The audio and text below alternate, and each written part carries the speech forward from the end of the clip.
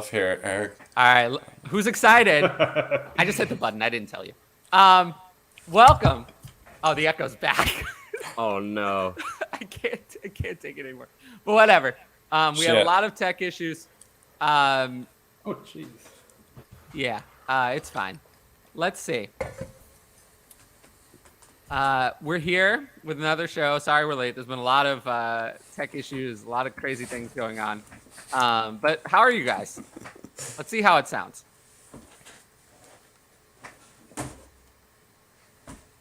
Oh, I mean, I thought I wanted to hear from Smokey. I wanted to see if the echo is stuck. Fuck. See, we hear it only when everyone else talks, though. Oh, yeah.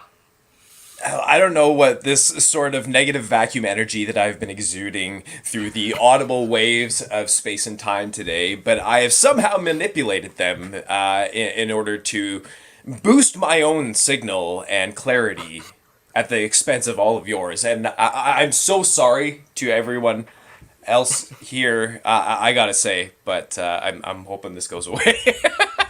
Yeah, I hope so. Just turn your mic down like as much as you can. That'll be the best. Yo, can you hear me now? Mm-hmm. Yeah. Okay, we're good. You have a really loud voice. We can hear you. Don't worry. Yeah, that's fair. I might not even need a microphone, you know?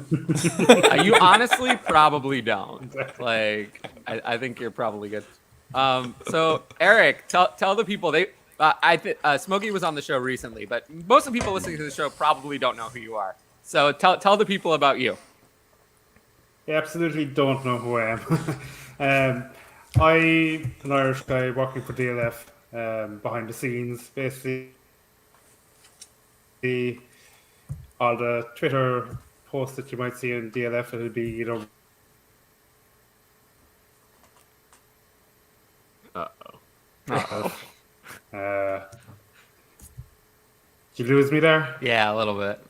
Yeah. Yeah, sorry. Yeah, well, I work behind the scenes at DLF. Basically, all the Twitter postings that you see online, they're either myself or Eric Dickens. So we've Eric out. We've cornered the market on Twitter basically for DLF. So that's where you see me. I was in a previous past life. I was editor for another fantasy site where Tyler began. So that's how I got to know Tyler. And he followed me to DLF, so it's great. Oh, I wish that were actually how it happened. It's not. But yeah, that was a long time ago. What was that, 2 years ago? I've been at DLF for a long time. Yeah. 2 years? Are we talking even. 2 years like it's a long time? It is, yeah. Well, how is it? Come on! 2 years, that seems like a very short speck of time in the grand scheme of things. Well, given your energy level, I mean, I think people think that you're like 23, right? Totally. Well, you know, that might be dating me a little bit, but... Oh, sorry. 21. Are you happy? Thank you. Yes, the exuberance of a much younger than I should be man. But yeah, no, I do have, there wasn't much news. There was a little bit of news that we can talk about. And yeah, we will, what is this? I don't even know what this means. What do we think about Bryce Young wanting to throw in a more controlled environment instead of the combine? Does the NFL play in a controlled environment? What I don't understand. I think what he might be getting at, Peanut Butter Jelly Time, badass name.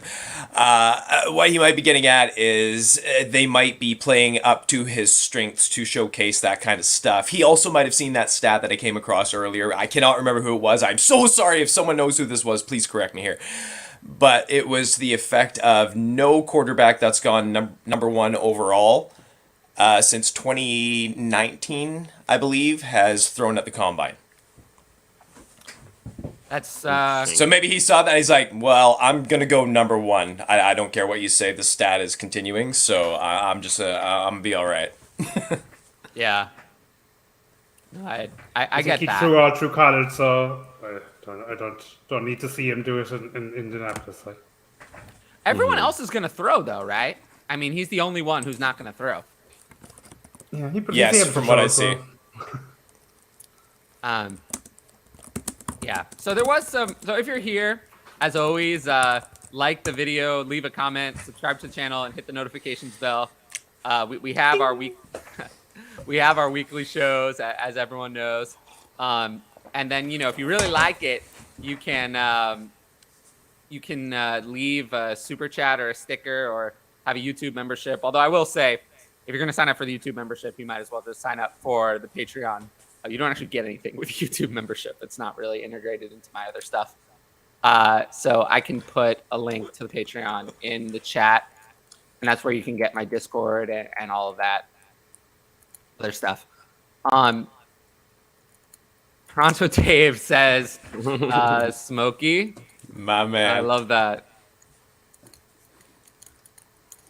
Okay. Let's see. So I did have a few things in the news section. So the first one is DeAndre Swift. Apparently the Lions don't like him. What do we think about that? I mean, I know I think the people know what I feel about DeAndre Swift. They know that I don't like him. But what do you guys think about DeAndre Swift and his future? Yeah. What do you guys think? Get out of Detroit, man! I cashed out big in him last year, so I hit him at the top of the market. So what did you get? Do you have an example? Do you off the top of your head? You see, it was in the leagues I'm in. It's mainly dollars, so it's rollover dollars and. Oh, you're talking like a budget auctions. league or something? Yeah, auction. It'd be auction league with rollover budget. The equivalent to be, I suppose, 2 firsts anyway. It was too early first, I suppose. Oh, well, that's pretty good. Do you think you can get any first now? I don't know about that.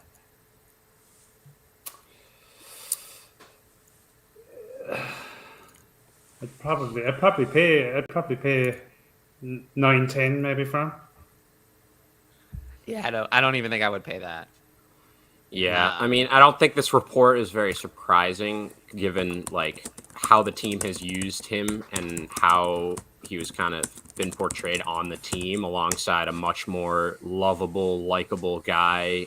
Jamal Williams obviously getting more important touches, more valuable touches, especially in a like fantasy sense this year. But I mean, it's hard not to still believe in his talent. So I do hope, like Smokey said, like maybe he lands somewhere else that'll, further utilize him in the way he has been on like a smaller basis by the Lions. But it's tough to say I would even give up. Yeah, like you were saying, kind of the 9-10. Like I would still be kind of hesitant on that.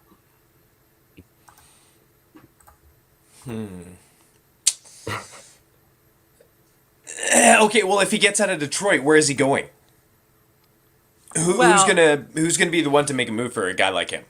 Nobody. I think that it's more saying that this is the last year of his rookie deal, and that Detroit isn't really interested in having him on the team beyond this year. I don't think anyone's going to trade for him. I mean, he's cheap. You need backup running backs or whatever he's going to be. You need things like that. So I don't think anyone's going to trade for him. It's just I don't think Detroit's going to be keeping him. I think it's kind of like Miles Sanders going into this year, really. Although Miles Sanders actually had a pretty good year, and now he's going to walk. Mm-hmm. Very nice market for the running backs this offseason. Yeah. Well, for 107? Really. Not really. Yeah, there's a lot of running backs. I make that trade. And not a lot of spots. No, that's what I mean. There's going to be running backs to choose from anywhere for these teams. Well, it's a good market for the teams, that there's a lot of guys, and, it makes it easy for them. All right. I would take this. Mm-hmm. Swift for 107? Yeah. Yeah, absolutely. Swift's biggest hater moved to Carolina. What? I don't understand this one. Yeah, I'm pretty lost. Slime. All right. So the next thing on my list was, and please put some questions in the chat because, like, I don't bring that much stuff for this show. So if there aren't a lot of questions in the chat, the show's not going to be very long. So, it's really up to you guys on that front. So Javonte injury issues. It looks like he's going to be out for most or a lot of 2023. What do we think about that? Not good. like what can you do with it? You can't cash out low. Do you have to hold? I mean, it would be such a loss. I mean, yeah, it's going to be hard to come back from this. It's not going to be pretty. I mean, but like, what are they going to use him like when he comes back? What's their other plan? Who do they even have there? Other than him, do they have anyone else under contract right now? Was Boone just a 1 year? I mean, Latavius Murray is also a free agent. I think, isn't Chase Edmonds on that team? But he's going to be a cap casualty. He's going to be a cap, yeah, exactly. So, yeah, I mean, we don't know really what that running back situation is going to be by the time he is healthy. And by that time, it's like you said, it's just like very risky, kind of banking on a full return to what we saw. Obviously, like right before his injury, we were finally like, it's here, the breakout. Look at him, look at his usage. And then of course, like the fantasy gods love to do it. And they're just like, all right, injury. Just like, Breece Hall, too good. Injury. It's just like too soon. It's brutal, but that's just like, that you can never like plan for stuff like that. And no, and but it's always going to happen. So it's really tough, and it's sad to see because obviously, he was creeping up and up and up those dynasty running back ranks, and he was, I'd say, pretty firmly in the top 5 at one point and looking like, one of the next great. But now it's tough to really expect much when he does come back. Like we're gonna have to need to give him some time to really see if he'll come back to where he was. It's going to be a recurring theme, but I got out of him high as well last year. I love it. For him as well. I think we're learning a theme. Like when running backs gain a lot of value in Dynasty, you generally want to get out from under them. Like you don't want to hang on to these high-end running backs unless, I mean, there are situations where you do, but Bijan Robinson coming into the NFL is one where he's going to come in as a high-end value and you want to hang on to him. But most of the time when these running backs go up in value, when they haven't, especially with Javonte Williams, and to a degree with DeAndre Swift, when they haven't actually proven that they should be there, it's a good time to get out. See, I have a problem with Bijan as well. Oh, yeah. And that he'll go 101, but like, you look at the Superflex ADP, like how many running backs are there in the first 2 rounds? Like, I don't care how good he is. I'm on one of the quarterbacks. Yeah, That's I mean, Bijan's worth more, so, Yeah, but get out of him. Like, move back. Get out of the 101 if you have it. Get him worked more. Yeah, he'll probably be at his peak at the draft. And he doesn't pitch on the field after that is bring him down. He's like a new car gone out. Oh, okay, that is losing value the minute. To be fair, that is very true, and I'm fine putting for most of the time the offers I've seen for the 101 favor the offer, as in the offer is worth more than the 101. Like I love Bijan, but the offers are usually better than actually drafting him. So I get it. I mean, in that case, I'm fine with it. I mean, at the end of the day, like you should be willing to move anybody. Like you shouldn't, you have to be flexible. That's all. Except for Kyle Anthony Pitts. No. Never. No. Never. No.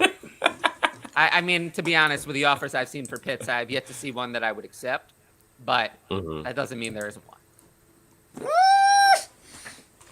He's my ride or die.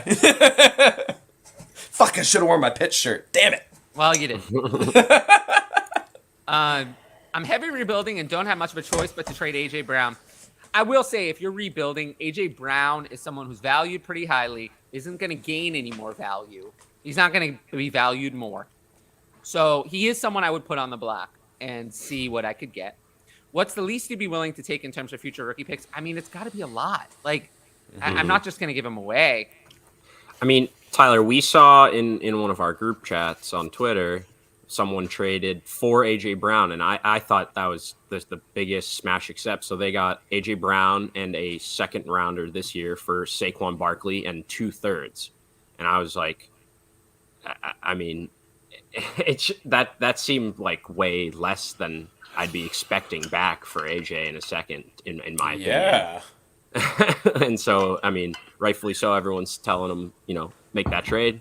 And he got AJ on his team, and so I mean, right now, Wow. I'd say most dynasty ranks we're looking at AJ like 4 through 7, like somewhere around there, like. And so he, like you said, like it's tough, and he's not going to gain probably more value. So, but at the same time, like you have to capitalize and really get that value when you're looking at the top 5, dynasty wide receiver. So, I mean, if you're in a heavy rebuild, I would prefer to try to get 2 firsts. I don't care if you're being offered kind of, obviously it changes where in the first round you are, obviously, but I would prefer to kind of stretch out the value you're getting back, the assets you're getting back in the rookie draft over the course of at least like 2 years. If you're in that much of a rebuild and you're trading away such a big asset and like value player of your team, but yeah, it's going to have to be a lot. Yeah. Well, 102, team 105, Superflex. 102 and 105. Would that do it? Oh, I would take it. Yeah, I'd rather have 102. Yeah. That's what I'd be thinking. That's what I'd be going for now. I mean, some people really like. I mean, I really like. Everyone really likes AJ Brown. It's not about that. I mean, he's a fun player too, just like in general to watch. Just a beast on the field. Mm-hmm. Use that news to buy Williams Lowe in Dynasty. No. Nope. No. No, we're not. I don't think I want to. No, we're not going to do that because I can tell you that whatever he's worth now, when he doesn't play week 1, he's going to be worth less. He's going to be worth less when he does not play week 1 than he's worth now. And he's not going to play week 1.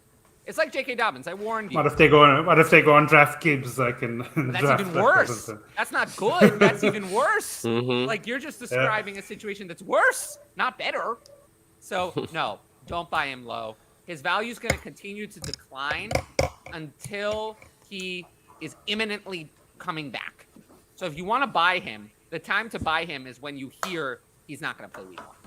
Then you can buy him. He's going to be worth even less than he's worth now. So he's a hard no for me. Just avoid him.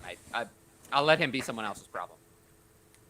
He hasn't shown enough on the field for me to be desperate for him. He has an injury, and they're going to have to bring another running back. So I'll let someone else deal with him, but not for me. Swift or Burks? It's easily Burks. By a lot. For me, it's not very close. Which is against the ADP, actually. The ADP, I believe, is the other way. But I strongly disagree.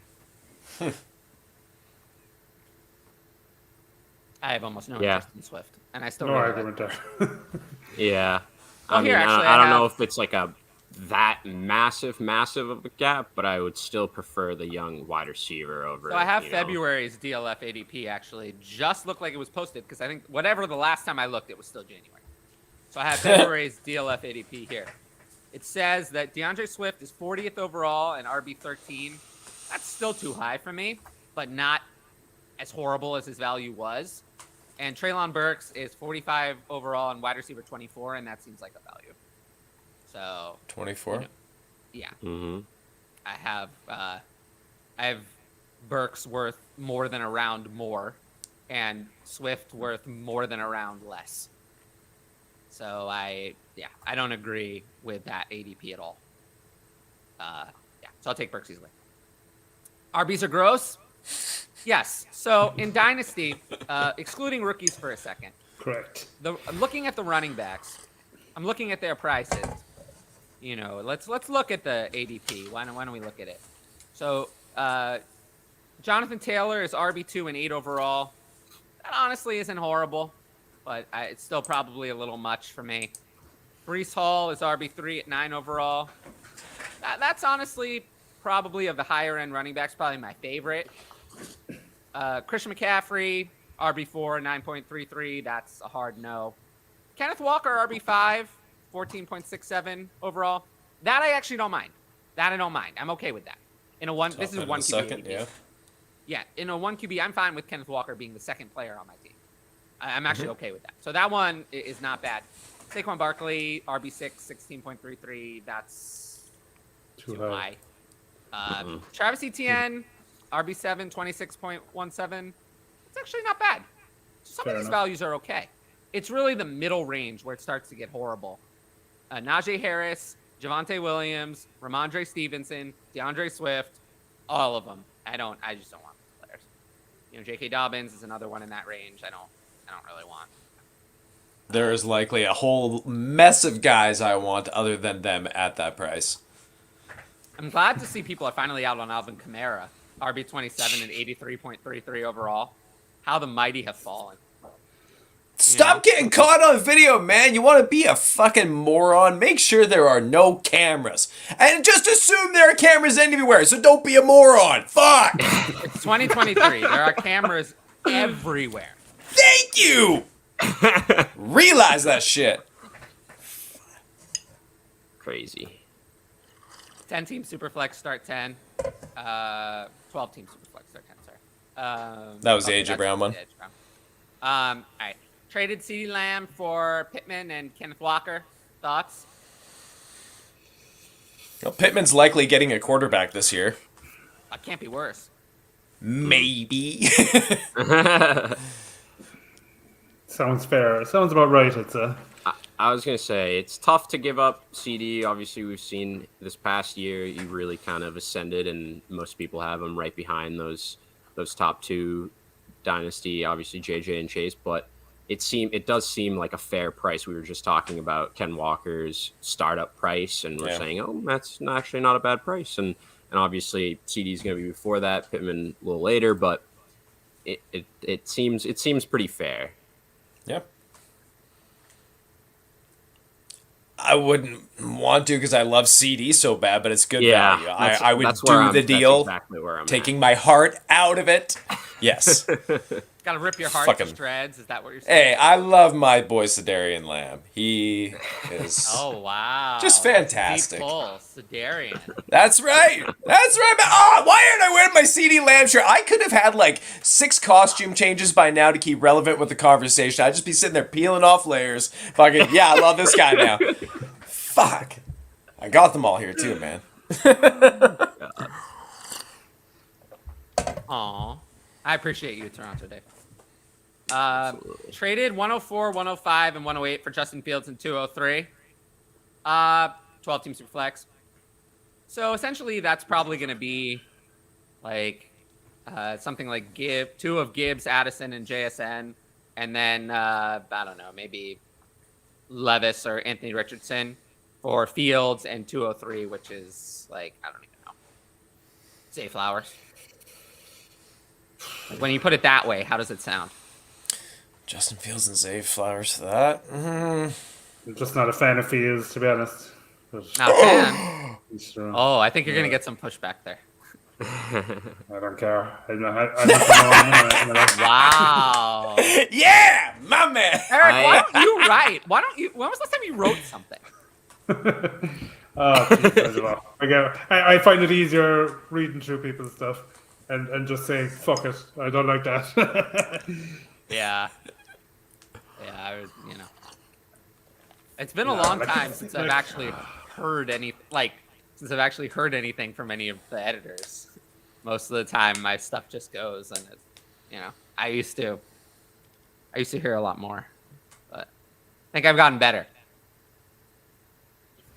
There you go. Practice makes perfect.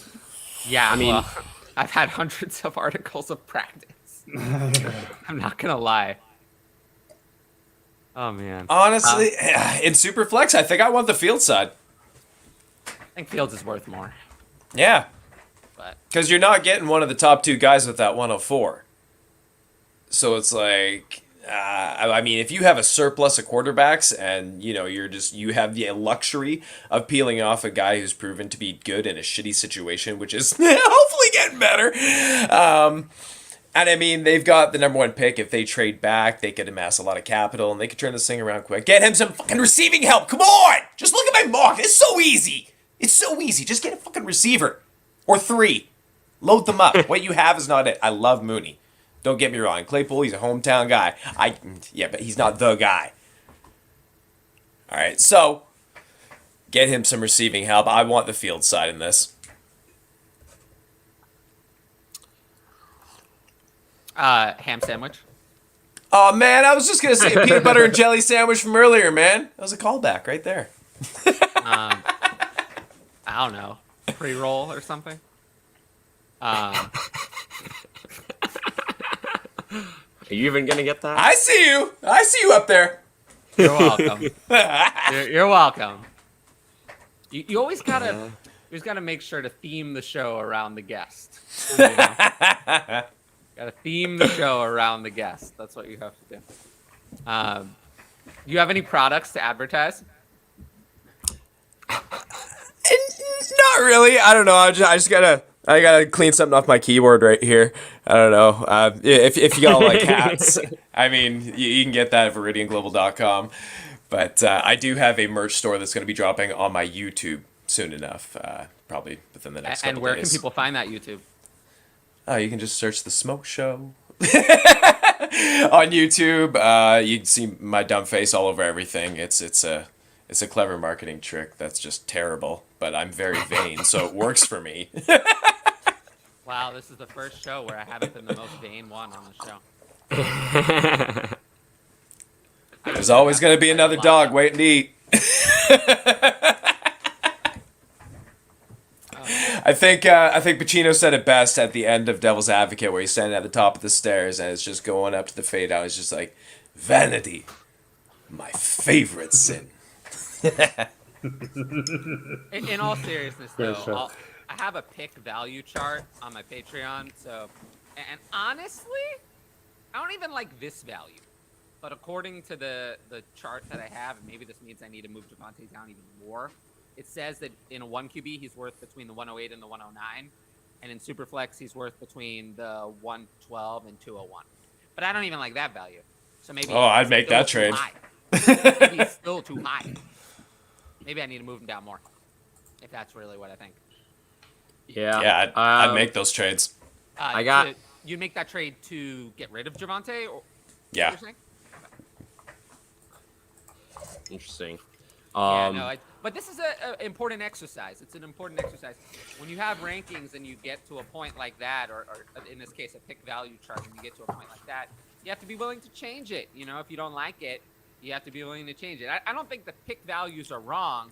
As in, I'm happy where the pick values come in overall on my chart, which means that that's probably correct, and it's the Javonte ranking that needs to change to acclimate itself to those values. If I'm really not happy with those values, and I'm not, so I got to change. I just quickly checked Keep Trade Cut to see if I could find some players that the site and a lot of the people think are somewhat even. So I got 2 names for you. I want to know who you'd rather have, Javonte or them.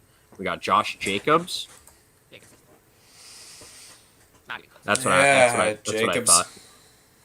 And then another kind of on the other side, Devontae Adams. Oh, give me Devontae Adams! Jesus Christ! Yeah, Devontae Adams. Yeah. That's so. I mean, I do think he's still kind of too high up in most people's ranks in value on here, for example, and stuff like that. So, yeah, you can get those picks kind of late in the first, depending on Superflex or not. I'm definitely doing that. I'm worried about, like we said at the top of the show, just kind of how he's going to come back, what's going to happen, what that backfield's going to look like, how that injury is going to affect him long term. I don't think Sean Payton's going to wait around receiver forever. for yourself like Burks, and you'll be happy. Oh, that would be great. Yeah. That would be great. I mean, if I could get Treylon Burks for I bet you could do it. I bet you could. Well, why not try Probably it? be able to do it. Then that's a great idea. Why don't Yeah. try it? Like, it's try. What's the worst case? They reject it? Like, is that the end of the world? Like, no. Might as well try. Mm-hmm. No. Oh, boy. You want to talk about a big one? I think this one is a big one. Ooh, spicy. Waddle and ETN. Always versus JJ. Jefferson. Always JJ. Yeah. Oh, Yeah, I think you could get more return for that. I love those pieces. I do. Don't get me wrong, but if you put it in Justin Jefferson, man. I can tell you if you put it in a trade calc, it's going to prefer the Waddle side. Meh. I know. No, so surprisingly, I just quickly did that on Keep Trade Cut at least. Prefer JJ side. Yeah, see, even the computers know. Fuck. I like to reference it only because it's a platform people kind of use to, and it takes their values into play and stuff. But that's fair. It's just like somewhat to get a public kind of view on it, and I was on your side. I thought for sure it would view the Waddle and ETN as more value, but the DLF calc has the Waddle and ETN at 1,514 and Justin Jefferson at 974. So it prefers the Waddle and ETN by a lot. Hey, The old Bronx fucking cheer. don't be mean to DLF. Their trade analyzer is fine. I'm allowed to disagree. Hey, usually I bash on trade analyzers. I'm never going to be too positive towards any trade analyzer, but I will say they did a good job this offseason of really working on the rookie pick values. Some of the player values I still think are wildly. Have you ever traded with an algorithm? What do you mean by that? There's an algorithm in every league, Smokey Boy. There's some guy who's an algorithm in every league. There are some people who literally just plug the trade in to trade calcs and decide based on that if they're going to do it. So I do. God bless them. Well, I've definitely traded with an algorithm. I feel like I 100% have. I actually try and trade with algorithms. I think it's easier to outsmart Fair point. algorithms than it is humans. mm-hmm. Even now. I don't know. Maybe we'll have to get Chat GPT on our ass. Is that a thing in video yet? Watch. You're gonna get Chat GPT, and it's gonna talk about the smoke show, and it's gonna talk about it's gonna have your laugh and everything, and then you'll be replaced. Chat GPT will replace you. Shit. I better not be number one on that list, man. If my algorithm's that easy to replicate, well, fuck me. My branding is off. Yeah. I just realized my sock is on inside out. Sorry, this is just bugging the shit out of me here. I'm surprised people haven't come after me on my algorithm on Twitter. I don't. Oh, it's do way anything better. during the season, but so many people come to me for start-sit questions. I don't even barely ask for them anymore. That's great. It's nice to have a gravitational pull. Nobody has challenged me for that market, but this season I went where I was so overwhelmed. I realized the limits of being one human. People don't realize. I think a lot of people think that I have a whole team or help. I do all the spreadsheets myself. Badly, I might add, because I'm not an Excel expert. So, yeah. I don't know. I had to answer every third question or something, and then people got mad at me. I was like, I don't. How dare you? Yeah, How dare you? How dare me? How dare me want to spend time with my friends or something? How dare me? I know. I shouldn't have a life, right? I don't. All I should do is just be the fantasy robot. That's what Twitter would say. Oh, so it's perfect. We were actually talking about this earlier. I don't think that's a coincidence that we have a question about it now. 101. Thank you, Chat GP. No, this is a real person. I'm just kidding, Nick Lester. If that's your real name. 101 for 224 first, 206, and 209. I do it every day, all the time, yeah. I'd do it with that. Easy. You plug in Oh, two the running 24 back firsts. and a contender for the year. Oh, Yeah, this is not that much. Is it? For the 101, this is not. If you're a Bijan away from getting to where you need to be, you make that deal. Yeah, I'm fine making this deal as well. But Yeah, if you're not a I Bijan do- away, I'm not making that deal. But I- maybe I would. Yeah, I don't know. 224 first. yeah, he's a contender. Says that. No.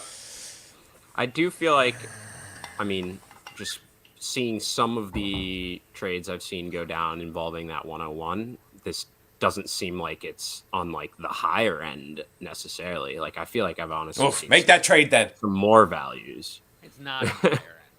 right? That's what you're saying too, Tyler. Yeah, no, it's Like definitely it, not on the higher it end. seems kind of middling, if anything, than some of the offers I've seen that people are throwing out there for the 101. Yeah, I agree with that. Aw, thank you. I know you don't actually always tune in, but I appreciate you saying that you do. I appreciate that. Sometimes my friends appear in the show, even the ones who hate football. It's very sweet. Aw. And no, I do sometimes tell my friends that like the YouTube is kind of like my white whale, and like it's as in like it's been a nightmare. Not that I hate doing it, but it's been tough. It's tough. Like the algorithm is tough. The growth is tough. Like it's hard to succeed on YouTube. Feels like a grind, and it's the one place where anyone can kind of make a difference. Like even if you're not like interested in football, like you can still leave comments and likes and all that, and subscribe. So with all my other stuff, there's not as much you can do. But the YouTube is the one place it's easiest for people who aren't into the industry to actually still support me. So that's why you sometimes see random comments. So does that make you Ishmael or Ahab? It's been a while since I've read Melville I've here. never read it. Ah, no! Never read it. I don't read.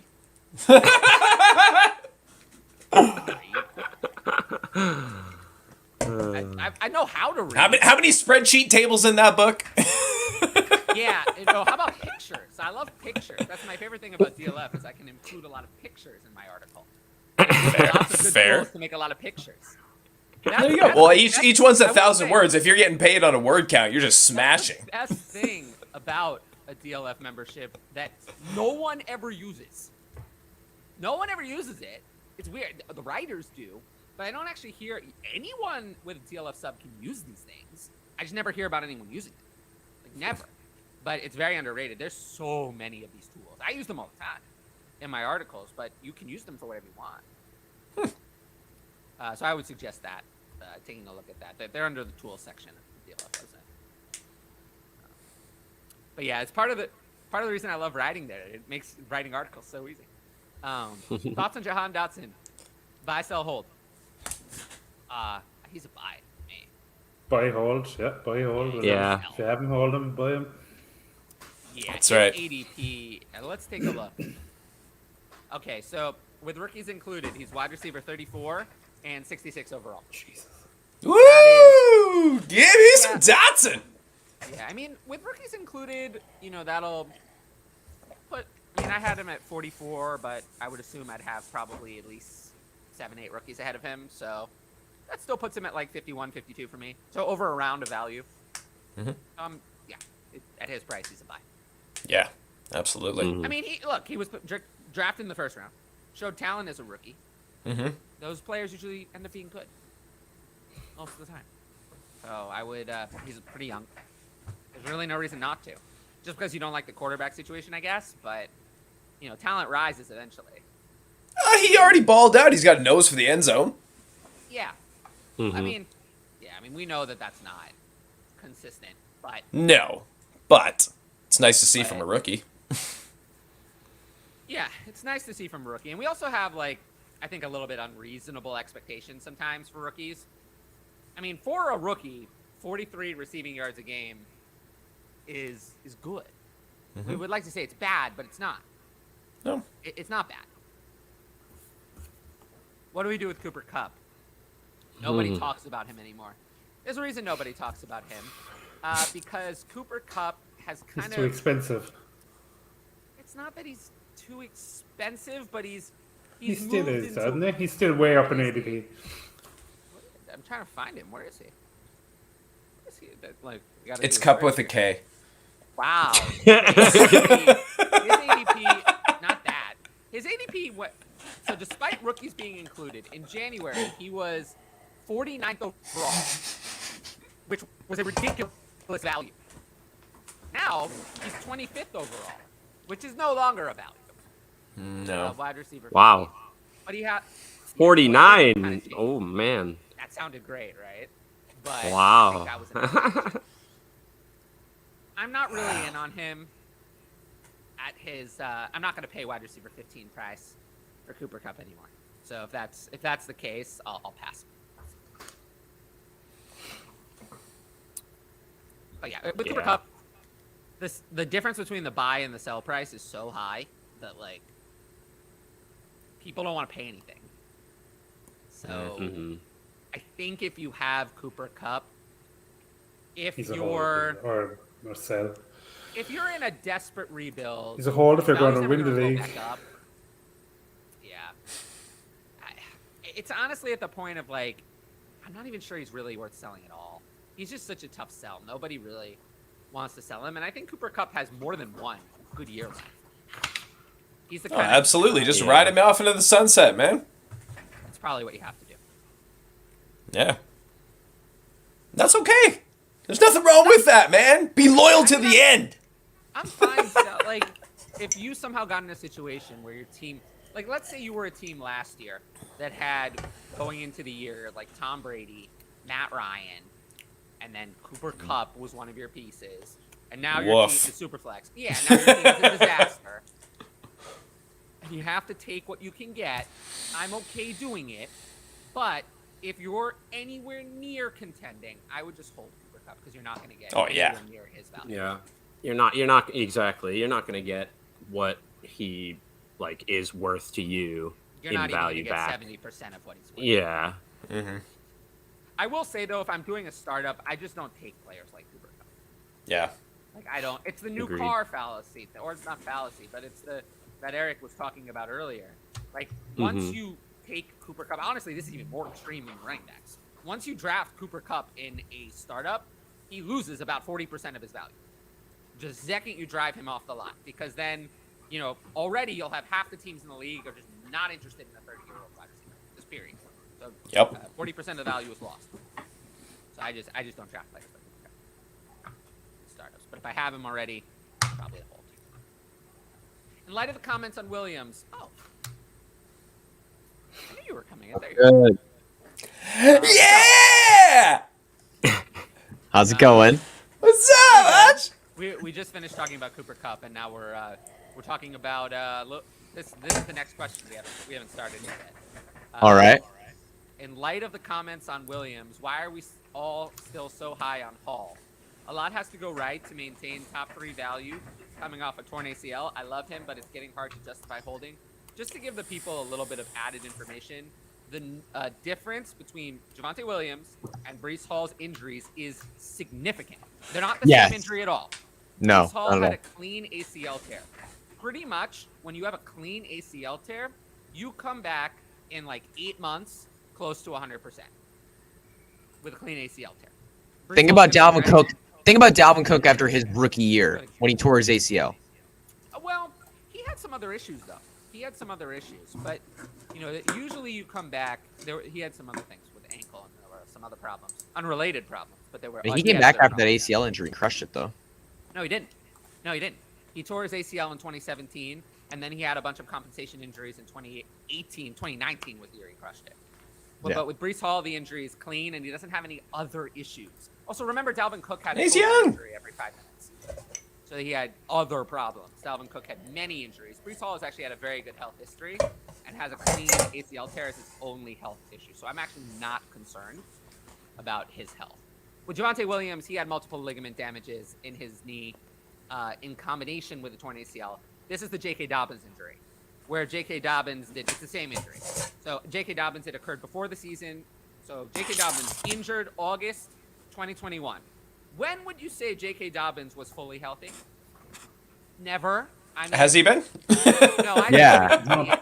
But I would say Seriously. J.K. Dobbins was game ready in November of this year. Game ready in November. So it took him a year and 3 months to be ready. So if you look at that timeline, then Javonte Williams will not really be game ready for all of 2023 if it's the same timeline. So that's not good. That's No. not good. Whereas Brees Hall should be ready before the season starts. Not true. That's not true. Hall's ACL No. tear was clean. So He was clean. Not true. Yep. That's why there's a big ADP difference. You're not hearing about Brees Hall's not going to be ready week 1. Everything is he will be. With Javonte Williams, you're hearing constantly not ready, not ready, not ready, not ready, because he had so much more damage in his knee. In addition, like Michael Gallup. Michael Gallup, additionally, he had also additional damage, and that's why he took Looked like shit when he came back. Honestly, Michael Gallup never recovered from that injury. He hasn't looked game ready yet, so we'll see when it comes. But he has not This year, looked baby. ready. This year. We're keeping I our hope fingers so, crossed. because this one, honestly, I really like. But no, there's a big difference between an ACL tear that's clean and an ACL tear that's not clean. And I think that's something we have to talk about more and make more clear, because I think I get it. I think we get it on the show, but I don't think your average Dynasty manager gets it. I think they just see ACL and think they're all the same, but they're really not. So you have to pay attention to details about the injury. It's why we have injury analysts. It's not like I looked at it and came up with this myself. I'm looking at what injury analysts and people who the doctors, what reports around what the doctors have said about the injury coming out from the team. I've asked around, but it's been very clear that that's the case in this case. If that person's out on Brees, man, go shoot an offer. Get him. Oh yeah, I most agree with definitely. that. It's hilarious how everyone expects 1,500 yards as a rookie season now. Yeah, people over-expect from rookie wide receivers, I think. Oh, we've been kind of blessed as of recent. Yeah. Yeah. That's true. That's true. But, you can't you gotta be reasonable. You can't make me. That's probably true, but I can try. True. I can try. Where are you at with Pickens? Just for out of curiosity, with that last comment, yeah. I'm pretty in on Pickens. I'm more on the buy side than I am on the sell side with Pickens. I think let's look at the new ADP then. Let's see. Yeah. Let's look at where his ADP is at, because Okay, so I he's- think Oh wow. Okay, he's wide receiver 33 and 65 overall. So I like That's him a lot in. more than Jahan Dotson, who In on the that. player right behind him. So I'm even more in Yes. on George Pickens than I was Oh. Jahan Dotson. Out of those two, fuck yeah, give me Pickens all day, every definitely. day. They're 3 times on back-to-back Sunday. in ADP, and I don't even think they're close. No. No, yeah, that's Pickens not. showed way more than Jahan Dotson as rookies. He had more yards. He played more. He didn't get relegated to a bit part role at times. I was He gonna might say have had he's the got catch a of the year.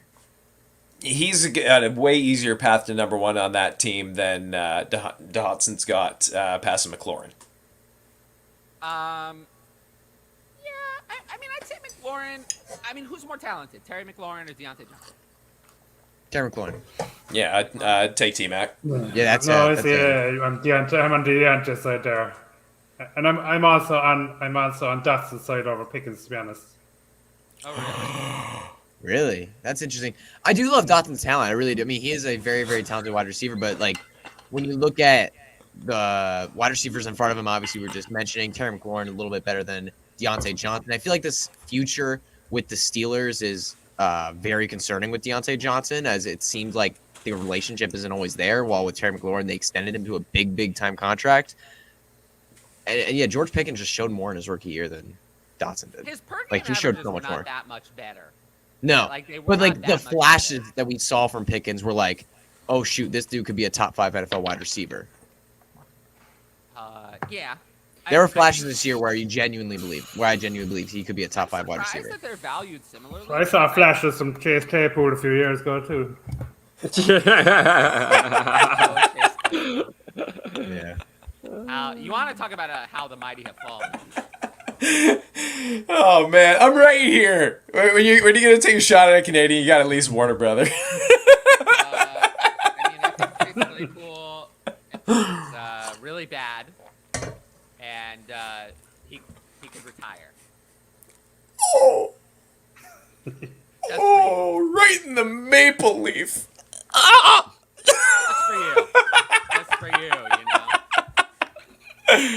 Ah, About this damn. question, trying to move up from 109 to 107. It's interesting. Yeah. 24-second about right.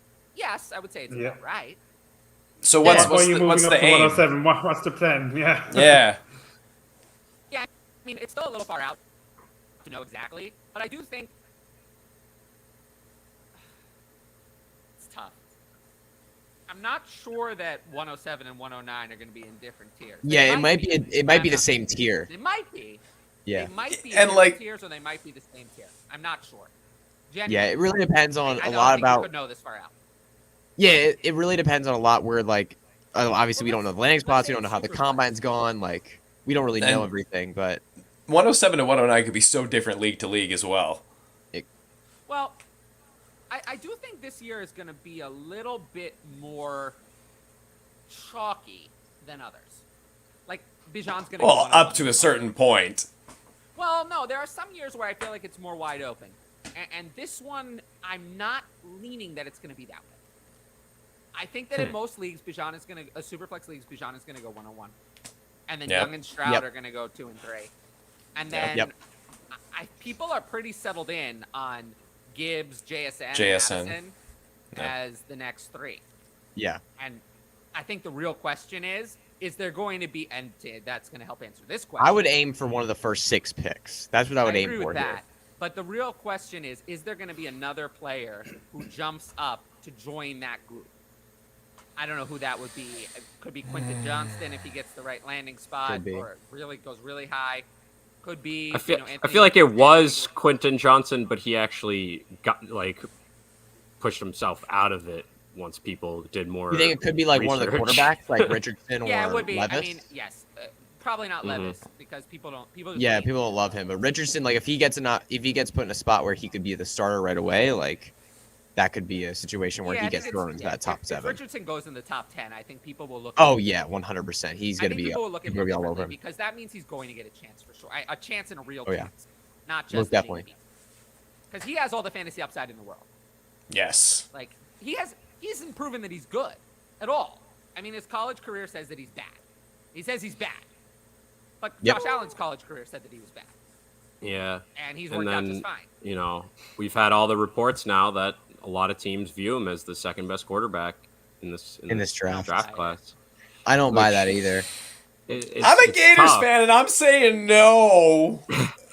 No. But it's With you. hard. I understand like the appeal, right? It's like he's in the So, same I'm mold looking as at this guys. here, this NFL mock draft database, and I've been tracking where they say the players are going to go over time, and Mm-hmm. I've noticed Anthony Richardson when I started looking was like averaging in the 20s. Now they have Yep. him at 14 on average. Not that he's going to go 14th overall, but Yeah. 14 is his Patriots. average. Yeah, that's not going to happen. But that's his Man. average out. The mock drafts that they're taking in, they're saying it averages out to an overall selection of about 14th overall. Which, if that's the case, somewhere, if it's on the higher end, the current projection that they have is Carolina at 9. So if he actually goes in the top I think 10 that's at fair. 9, then maybe he could move up to 107 and they're maybe in a higher tier. Yeah, but moving back to this trade, if I were doing this trade, like looking to move up from the 109, I'd be looking for 106 because I think that's like when those 106 we were talking about, those 6 names, like those guys are locked in. We know what they're probably going to be top 6 picks. I would probably look for the 106, not the So- 107. Yeah, make it worth it to move up. They followed I think up. it's- I think. Oh, I think it's worth it to move up. I think they include Quentin Johnson in that tier. Yes. So obviously that's a difference of opinion among a lot of people. He's been, a very Yes. polarizing Well, name so far in the I'll process. just say this then. If you want to move up to 109, from 109 to 107, it's never You don't gonna have to cost do it less. now, anyway. Well, it's never going to Don't cost do less. it now. It's never going to. This is the least you're ever going to pay. You're not Most going to be able likely. to move up for less. Yep. So if you want to do it, and you want to do it, just do it now because it's only going to cost more later, not less. So if you want to do this and this is what you want to pay and you're okay with that, I'm fine doing it now because you might end up doing it later and paying even more. So that's I think that's the last thing I want to say about that. Cup or 107? Wow. From a top 3 team last season, I'm keeping Cup. I would as well.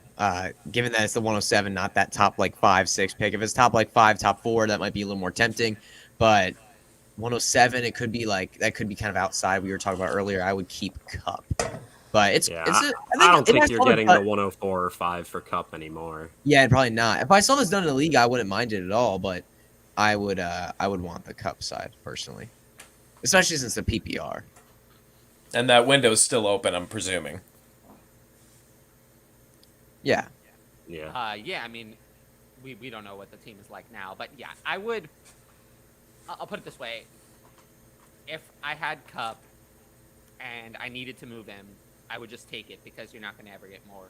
You're never going to get the 106 or higher, so you're never going to get. Yeah. More. So this like if you're moving towards like a rebuild stage, if you're moving towards a rebuild stage, like if you are desperate to get him off your team, it'd be okay, but. I agree. I like what Tyler's saying. If you need to move him, then this is the last chance, last ditch offer that I'm willing to take. But if you're not desperate, I wouldn't make this move. No. Or not like in need of to move Cup. Like if you don't need to move Cup, I would not make this move. Yeah. We talked about that. Thank you. From Sage. Thank you for all the fantasy advice you give. I appreciate that. I really do genuinely enjoy it. Like, YouTube is stressful because it's live. It's stressful. It's live. Like, you'll see it tomorrow. But Hutch and I recorded a podcast yesterday. We did. It came out great.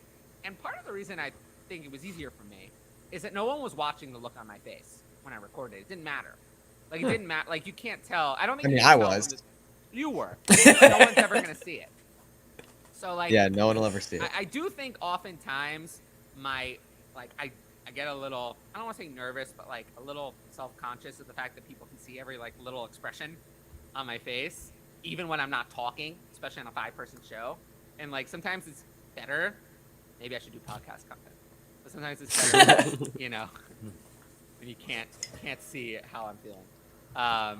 Because I do think I do talk. I have a lot that I want to say about football, but sometimes it's the other stuff that's always bad. We looked at this earlier. Who's a quarterback? Oh man. Oh, okay. Who's a quarterback that you feel has reached their peak and will fall off in the next 2 seasons?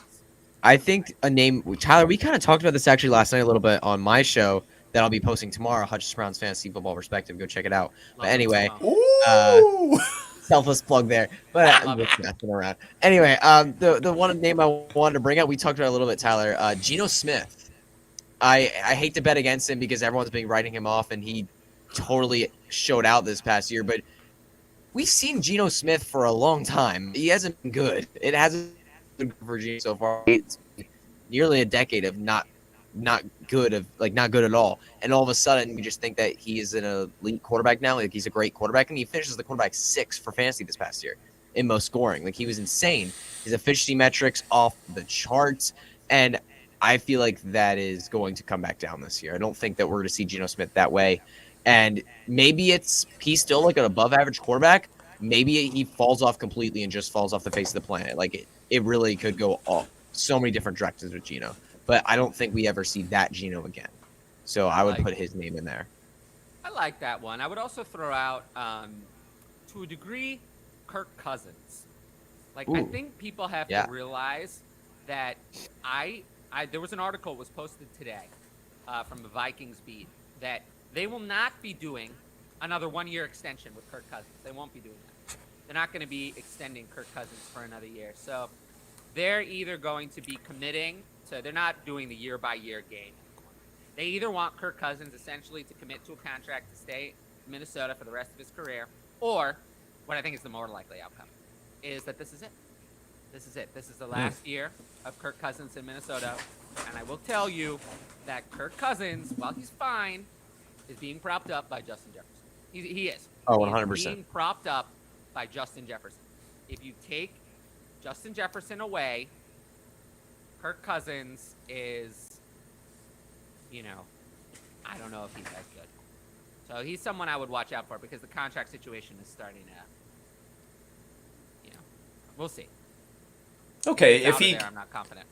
if he gets out of there, there's only going to be a finite amount of places that he could be going to. Think about some of the landing spots. Where could he go that he could have even an equal-ish amount of value? Well, you look at a team like Tampa There is Bay. no Justin Jefferson. No team is Justin Jefferson besides the Vikings. I don't think Kirk Cousins would be Jefferson's the valuable. best wide receiver in the NFL. Yeah. I'm not saying going to another Justin Jefferson, but if you go to a place like Tampa Bay Buccaneers where you've got a Mike Evans, you got a Chris Godwin, you got a couple of guys that can pull loads and everything like that, they could be able to. Yeah. I mean, if your point is about that he is being carried, you want to go to a place where you can still be carried. Also, people don't realize, it's covered up by the fact that the Vikings were 13-4, but Kirk Cousins showed a drop-off in play this year. Fewer touchdowns, more interceptions, 14 interceptions, a career high this year. Yards per attempt was down. Completion percentage, lowest since 2017. So, passer rating was The low, Vikings even had an PPR was addition low. this He was this sacked year 46 of times, highest in his career. Yeah. So, it was covered up by the record. But remember, QB wins are not a good stat. So, just be careful with Kirk Cousins. He's someone definitely not someone I want to draft at his current Superflex price. no. Talk about being carried. I reckon we'll see carried off the field one of these days is Stafford, Well, Stafford, I'm broken. So he's going to be he's someone I'm off just on a so stretcher concerned. in the next 2 years. And Mac Jones reached his peak when he got drafted. So down on the bench again. Yeah. Oh man. Yeah. Actually, I think the best That's one a we've good talked name, about so too. far. Not Stafford. I mean, Stafford's peak, was his fantasy. Yeah, Jones is a peak good was- name to bring up, I think. Stafford's peak was with Calvin Johnson, in 2011. Yes. But fantasy-wise, not NFL-wise. But Mac Jones is the good one. Because I think there's a And- universe and where me- Mac and Jones probably- is not starting in 2 years. His Daniel Jones is probably going to be at his peak this, Ooh, this yeah, offseason, that's a trying good to get one. $50 million I or agree with whatever. that. I don't Especially if think- Saquon Barkley is gone. Especially if Saquon's gone, the Giants don't find a replaceable option. Daniel Jones is gonna have. But Daniel can run it. He can run it, man. Yeah, he can run it, but having that run game, having that comfort of the run game in Saquon Barkley is very helpful to a quarterback, and you don't got that. You're I will say, though, definitely put at a disadvantage. I love Daniel Jones, but he had more rushing Why? touchdowns this year than the previous three combined. No, I mean, I get it. He honestly wasn't bad this year. I get it. But, for No, I mean, fantasy, he cut he his wasn't. turnovers down efficient significantly, which was this always. year. He was Yeah, he always- was a Touchdown very picks, good game manager. completion That's what he percentage was this year. better. He was better. But the problem is for fantasy, he had 7 rushing touchdowns this year, and he has 5 in his previous 3 years in the NFL. He had 708 rushing yards this year, and way exceeded his yards per game average in any of the other 3 seasons. I don't think he suddenly became faster or a better runner in year 4 in the NFL. That doesn't No. usually happen. You don't usually become That's a better fair. runner in your 4th year. So he had an outlier season for fantasy as a runner. Now, he did show progression as a quarterback. But for fantasy, I think that I agree that you expect 7 touchdowns and 700 rushing yards again, because I think that was his ceiling. That was on the ground. That was the best it's ever going to be. And I am worried that if that comes down just a little bit and the passing doesn't significantly improve, that you're going to be left with, someone who's not that great, and then eventually the Giants realize. They could hold him as a bridge for Ash Manning. Oh, I love that. I love that. That's Good. unreal. That'd be interesting. I love how we're talking about Arch Manning. He was my first Devi pick ever. I got Really? I got a special exemption to draft him while that motherfucker was still in high school. I do want to. Wow. I do Wait, want what to year shout out did you one draft name. him? What's that? I heard that he's not even the best quarterback in the class. So. What year did you draft Artman? 2 off seasons ago, Wow. I think. So I just looked it up. He's 17 still. Last You offseason. drafted him when he was 15. He's older than Yeah. me. He's a year older than me. He's a year older than me. Jesus Christ. Aaron Hutch. He's Thank older you. than me. Thank you for that. You're welcome. You're welcome, Yeah, guys. thank you. Happy So to can do we it. draft you this year, Hutch? I do Yeah, actually- what's the value looking like? This is your interview right here, man. I'm sorry we didn't let you know beforehand, but I got no clue what the value is. So wait, hold on. I do have one more name I do want to throw out though. Maybe not over the next 2 years, but I do want to talk about. I know this is crazy because I'm actually an Eagles fan, and I actually want to throw in a name that I think that could regress a little bit in 2023. And I actually want to talk about Jalen Hurts. Now, don't just hold on a second. I know that's kind of crazy. I understand, but he had 760 rushing yards this year and 13 touchdowns on the ground. Which is, when you look at the ratio of rushing yards to rushing touchdowns, that is just an insane number. And we're seeing what the NFL is doing now with like the push from behind rule. It looks like they might be changing that this offseason. And I feel like Jalen Hurts this year is not going to get in the end zone as much on the ground. And if he loses like 7 touchdowns, like we're going to be looking at him pretty differently for fantasy football. Like if he didn't have that many, we'd be looking at him very differently. So Jalen Hurts is somebody that I actually think could potentially have some regression in 2022. I'm not saying that. I mean 2023. I'm not saying he's going to be awful or horrible or he's going to be a bad NFL player or a bad quarterback. I'm not saying he's a bad quarterback, but for fantasy football, that stat, 760 yards, 13 rushing touchdowns, is a little bit of an outlier. It's a little scary to me. you heard it here, folks. He's a hater. I'm not. I'm not. I love Jalen Hurts. I love him. Eagles But running backs it's- had 18 touchdowns on the ground, which is a lot. So Yes. that's a lot more than most teams. 18 rushing I'm touchdowns. with Hutch. He's not bad, but I'm going to be selling him high this offseason too. I think Jalen Hurts is someone who has room to, I don't want to say room to grow, but 18 rushing touchdowns for running backs is a lot. So there's room for that to come down. The Eagles are a high-powered offense. Jalen Hurts has been a fantasy star for the last 2 years, and I would honestly say that I'm not that worried. Yeah, I mean, this is the thing. Like, yes, the 13 is crazy for sure. Like, we're not projecting that ever in his in the off season. We're not just like, okay, yeah, he had 13. Like, but I mean, I think it's realistic. He gets 5-6 basically every year. Like, Yeah, and 5-6, maybe not that's half. 700, but That's but half. listen. You take away every single rushing touchdown he had this year, he drops down like 2 spots season long. Like, he's still produced. Yeah, take away 13 touchdowns. That puts him right in between Kirk Cousins Whoa, where'd and it Trevor go? Lawrence. I don't know. But You take away the other- 8 of them, he just slides right behind Joe Burrow instead. The right? other like, thing- and that's reasonable. And so I just think he's still going to be the way he's showed us last 2 years. Like, he's still going to be a top 5 guy. Like, no question asked. Like, but Yeah, I I'm mean, not saying top to 5. your but I point, feel like he's going to yeah. be drafted. I'm not saying he's not going to be top 5. I think he'll be around there, but he's probably going to be. I mean, I think there's a world where he's drafted number 1 overall for quarterbacks in redraft next year, and that he's going to be very highly priced. And I think that's going to be a little bit of a reach, to be honest. I could see him being drafted there. Yeah, I mean, like, who else? I mean, you could draft Mahomes there. Mahomes is absolutely up there. Allen's up there. But I mean, Allen actually had like a lot of big stench around Allen in the Twitter community lately. Like, I've seen a lot of stench on Allen because of the Bills' performances in the playoffs as of late. Like, Allen, not everybody's loving Allen right now. They might throw him down to quarterback 3 or 4 in redraft rankings next year. I wouldn't be too shocked. But the only name I see Jalen Hurts really competing with for number 1 overall quarterback, like overall rankings, is Patrick Mahomes. That's the only one I see him competing with. And if he beats him, he's going to be drafted number 1 overall among quarterbacks. Yeah. All right, And I think that's just a tiny bit too high. Let's move on to this one. So this is probably way too early to talk about, but what do you guys think of the 23 quarterbacks versus 24 quarterbacks? Yeah. Okay, so in terms of moving out of picks, I wouldn't. There are other players in the class other than quarterbacks. I wouldn't Obviously. necessarily move out of picks or anything like that. But just to evaluate that, what do we think of the 24 quarterback class? Are we excited for it? I haven't gotten to see much of it. All I know is that Caleb Williams is going to be insane. I'll just say this. Williams is going to be. He's going to Those be two a monster. guys.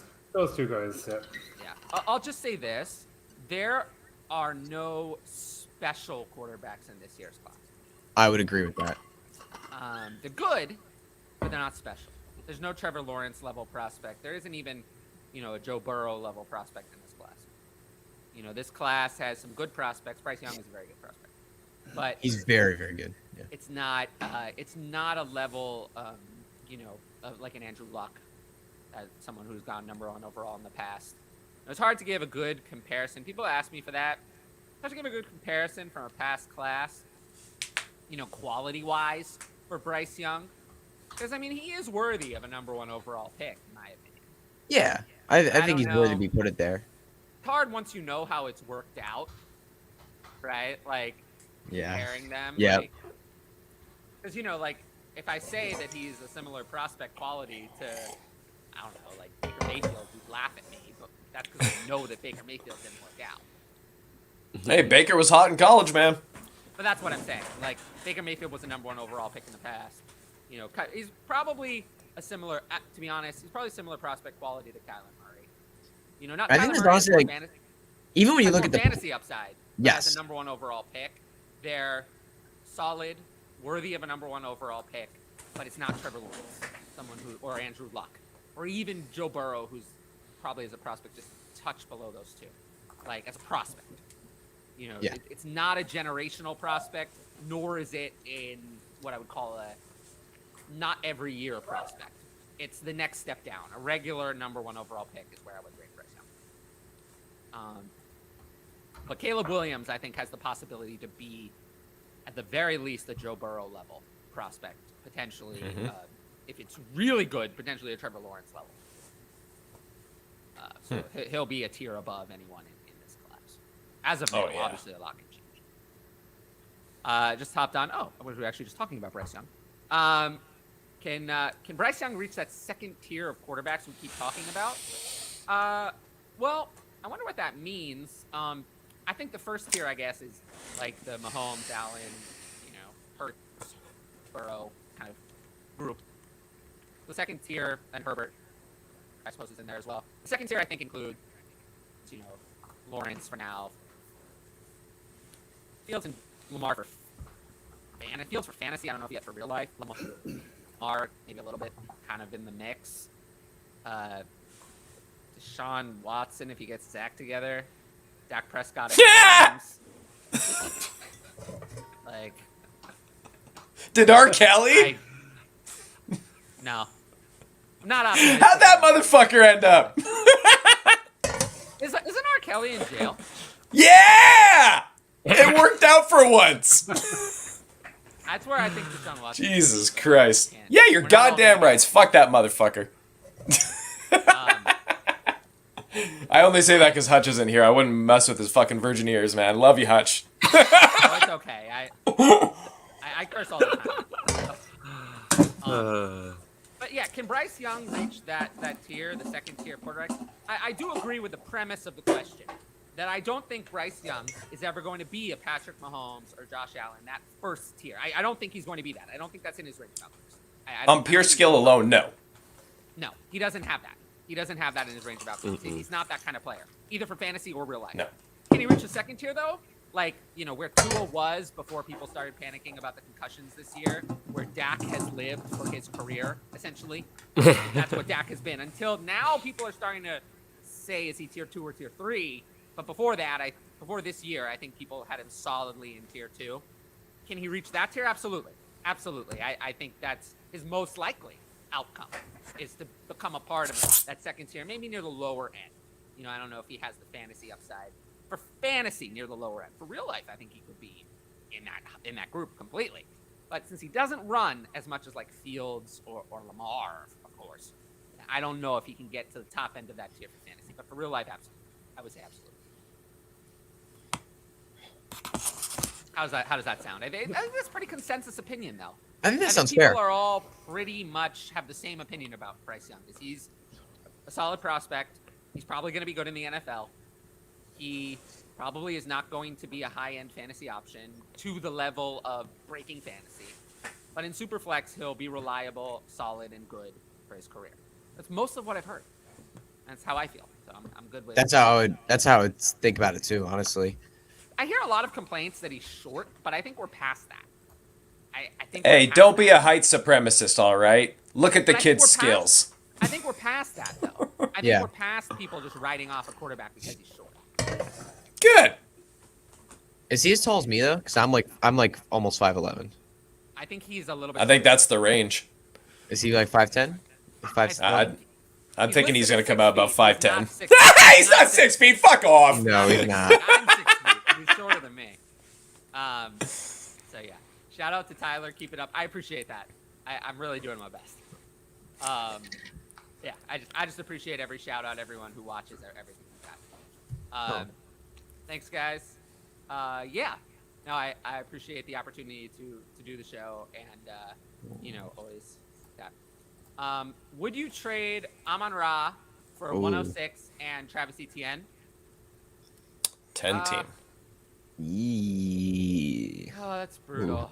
You know. Yeah, that's tough. That's a tough one. That's a tough one. That's a tough one to think about. Wow, that is. Yeah, I think so. Wow, that is so tough, man. Because that 106, you're looking at one of the best. Like you're probably looking at either Jahmyr Gibbs or one of the top 2 wide receivers. That's probably what you're looking at. And ETN, we know his upside in this offense. I mean, Trevor Lawrence, this offense is growing. It's only getting better. We know ETN's a very young, very talented, very explosive, great pass-catching running back. And we have seen it in flashes, but nothing consistently. And then we have Amon-Ra St. Brown, who's just over the last 2 years, or I mean, actually like over the last year and a half, more like it, just dominated. Like, just straight up has dominated and has become one of the best wide receivers in Dynasty. Man, that is really. I think I would take the 106 in ETN, but man, that is so close for me. That is just like. I mean, if I saw this done in the league, it'd be very hard for me to decide. But if you're making me choose, I'd go 106 ETN. Yeah, I'm with you.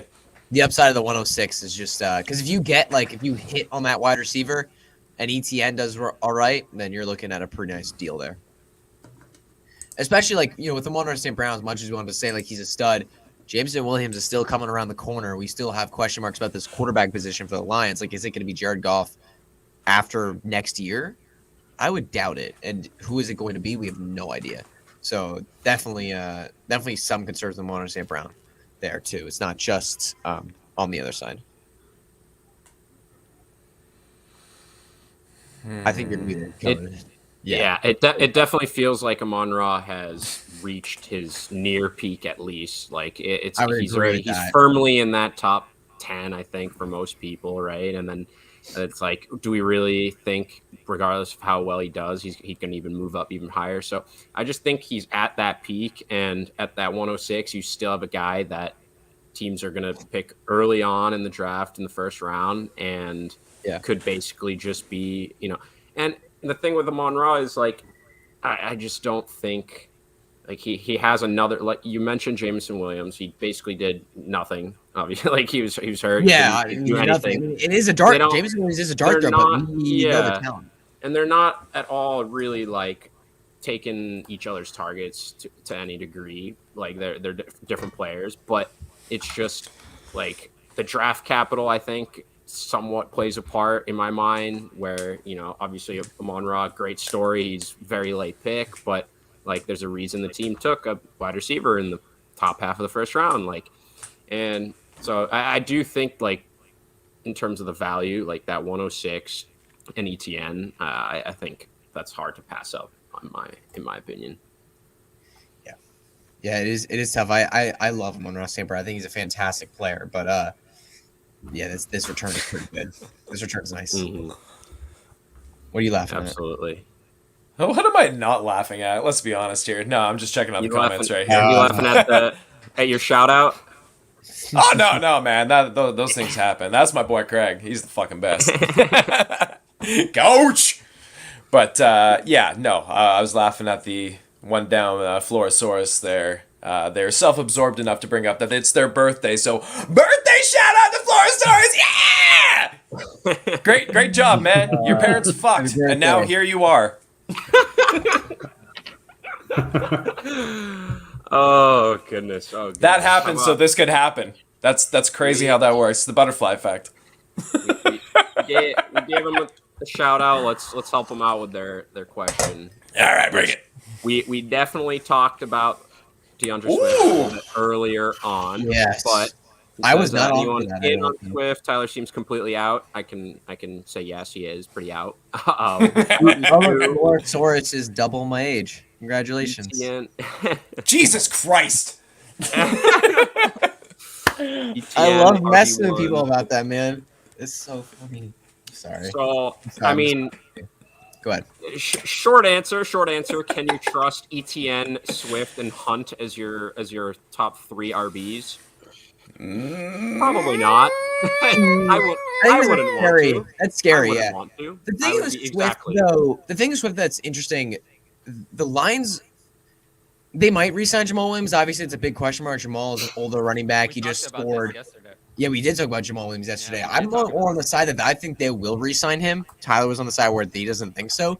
But I think they're going to re-sign him because he's just just a great energy for the team. Like, that team clearly loves him and loves his energy. And the coach, Dan Campbell, loves him. It's very clear that the Lions organization loves Jamal Williams. How can you not, really? Thank you! Who doesn't love Jamal Williams? Everyone loves Jamal Williams. If you don't love Jamal Williams, like, there's something wrong with you. You need to figure yourself out. Look in the mirror. Look inward there. There's something wrong. Angels. He does. But anyway, like, if he gets because the thing is, there is a chance he doesn't get re-signed. I mean, he's a free agent. Like, we don't know what's going to happen. And if he gets let go, DeAndre Swift has a huge opportunity here to just take the workhorse role again. But I don't think the Lions could also easily just add a running back right away. Yeah, like, everything we've seen the team do says has they proven don't they don't want DeAndre Swift. They don't want that. He's not the main guy. He's not the 20 carry, 5 catch, 5 target guy that some other teams use their workhorse back in that role. Like, he's just not that guy, and I think rightfully so. Like, he's definitely gotten banged up whenever he does kind of get more of a workload. And yeah, I think it's fair for the concerns about DeAndre Swift, like the Lions have with him. I think it's totally fair because he's dealt with so many injuries in his career so far when he's gotten that role. I think he's built for more of like a pass catching type of role in an offense. I don't know if he's built for the 20 carry role. Mm-hmm. I hate to say it because I don't like labeling players. Oh, go ahead. At 18 overall, I don't know. They John do. Robinson would look good in Lions colors. God, man, that would be so insane. Hey, I just mocked him there in my last one. Man, you guys are fucking right on. I tell you, wow, something just came across on Sleeper. Let's talk about it. Yeah, Mr. Wentz. Talk about it. It's interesting. What we got? Yeah. Whoa! The Washington released Carson Failure. Released it. It's official. Wow. Released. And you know what? I Good have a riddance. good idea for his next career. I really do. You know, McDonald's you know, spokesperson? it's going to be good. I think he should go and play football in Ireland.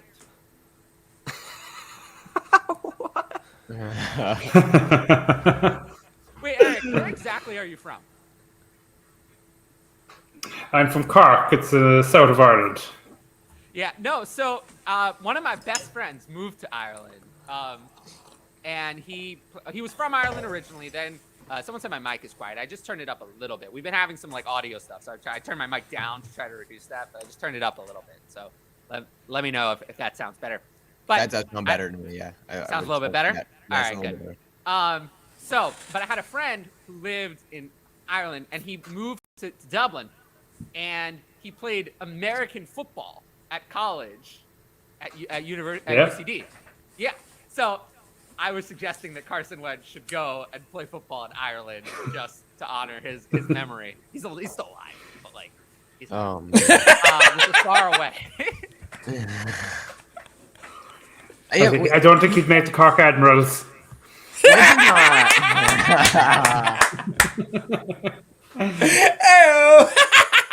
Wow. But seriously though, we don't think Wentz is a starter anywhere, right? We don't think he's Fuck gonna no. have a chance. He's not a starter, right? Yeah, he's not a starter again. So will he be signed by a team at all? Oh, probably. He'll probably be signed Oh, by yeah. someone, but I don't like. He's not gonna start anywhere. Who's He gonna could be the start? next Blaine Gabbert, man. That motherfucker just gonna rove around the NFL, just drifting like the littlest hobo. Carson Shout out Wentz is Canada. such- Carson Wentz has proven to be such a locker room cancer, though. Like, who's going to want him? It's been Frank proven by Reich. locker teams that he wants to be that he's a locker room cancer, that he's a problem. We should pull the segment about my 7-segment rant about Frank Reich's record.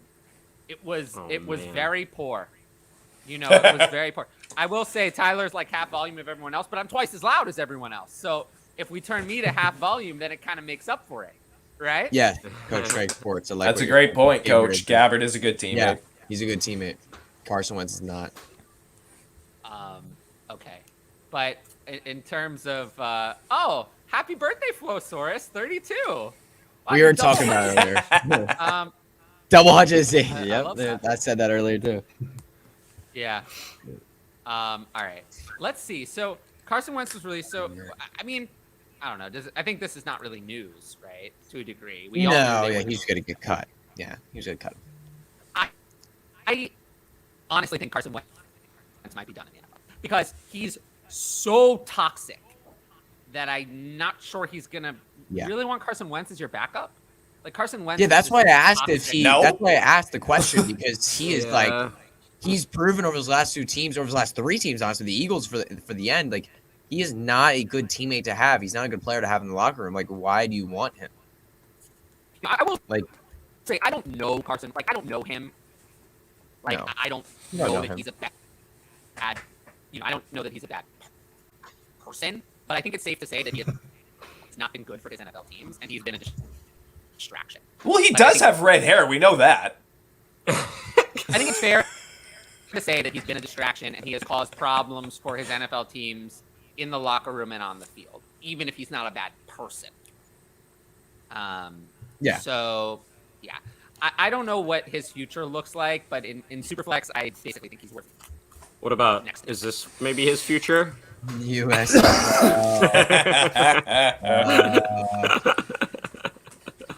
He's not wrong. I don't know, though. I mean, we saw A.J. McCarron playing in the XFL, right?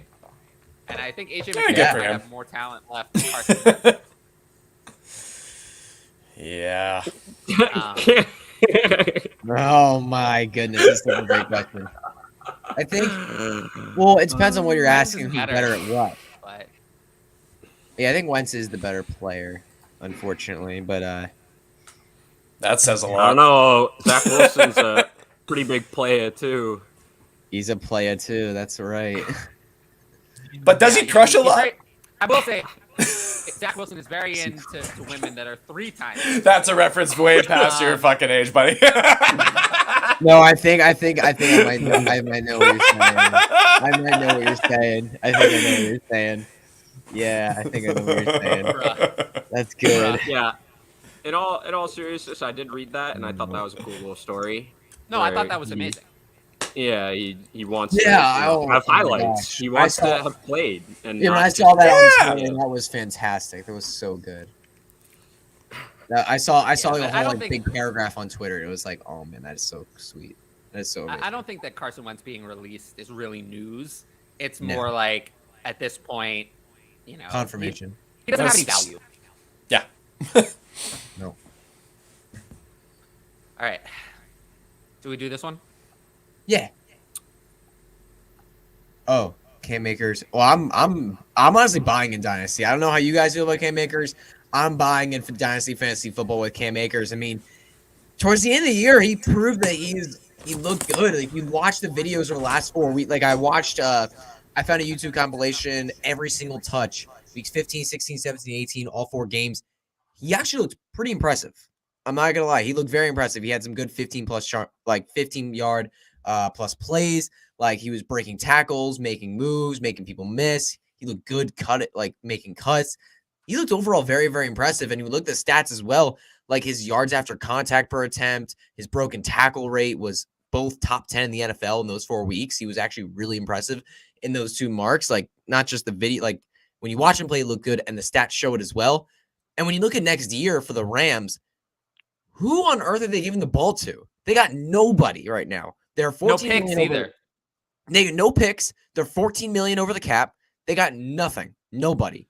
Like The Rams cannot afford to bring in a better free agent running back than Cam Akers. No, they and they can't. cannot afford Yeah, to spend some of their limited draft capital on a running back. I don't. Yeah, they think. don't. They don't. And also, They when you could look at, spend it. They actually have. It's interesting. They actually have 8 day 3 picks. they do. I think they could spend one of those on a running back. Maybe, but but that's that's not not going worth to be anything. someone who's better than Cam Akers. No, it's not gonna be worth anything. And Akers, like, and I'm not just saying in the backfield as well. I'm saying in the receiving game too, because they have Cooper Kupp and like what on the other side. And Cam Akers has proven that over his career in flashes, he's proven that he can catch the football. And additionally, when you look at it, Matthew Stafford, this Rams offensive line last year, very mediocre when you look at success rate, when you look at pass blocking success rate. They were one of the worst teams in the NFL in that stat. They were one of the worst teams in sacks allowed. And their offensive line, as Tyler was just saying, over the cap, they're not in a situation where they're going to add tons of offensive line depth.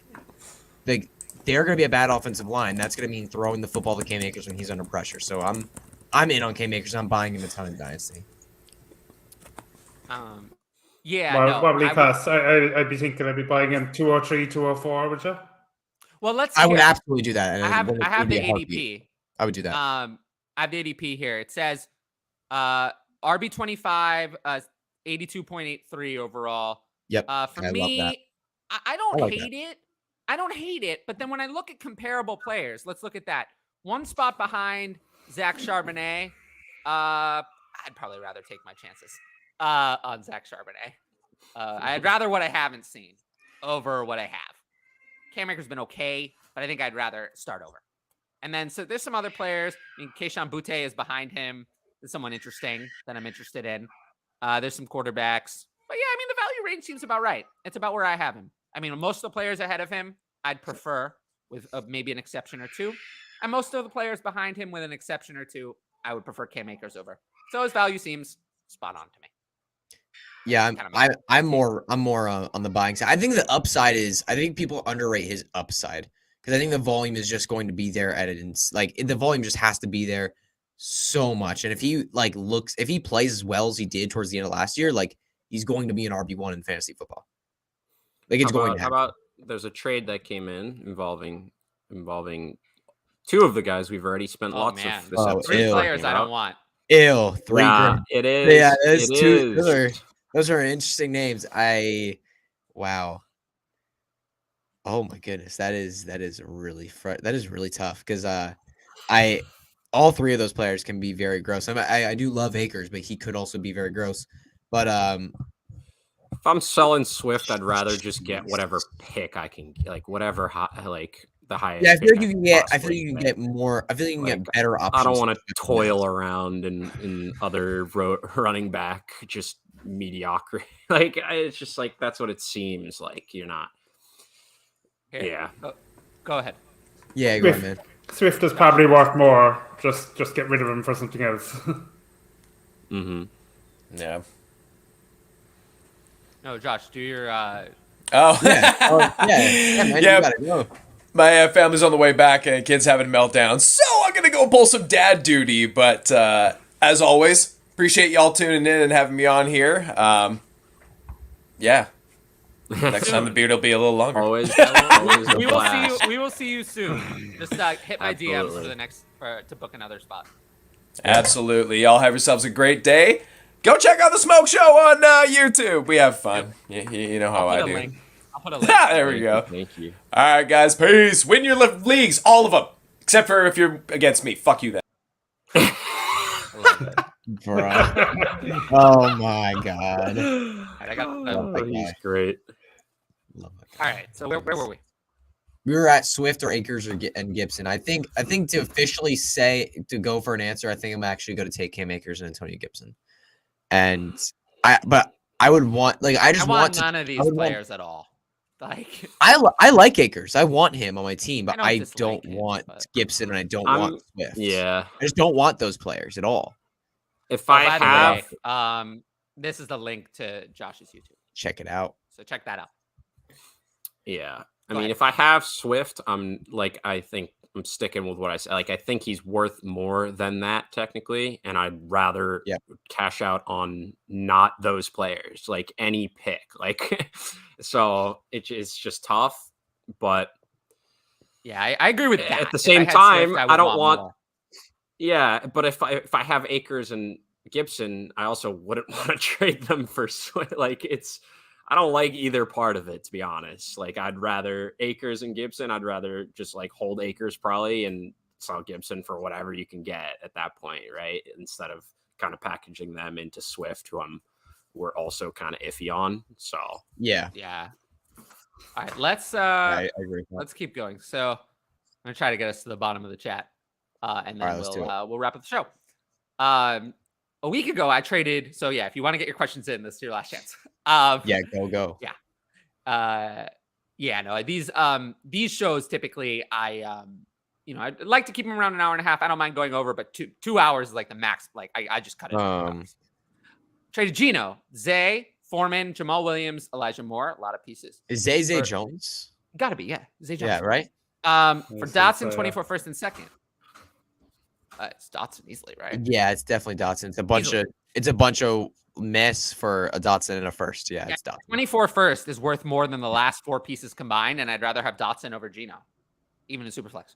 Yep, So, I agree there. Exactly. we're close. That was an easy one. yeah, So good trade. I set my mic back to auto adjust, so now I should sound loud.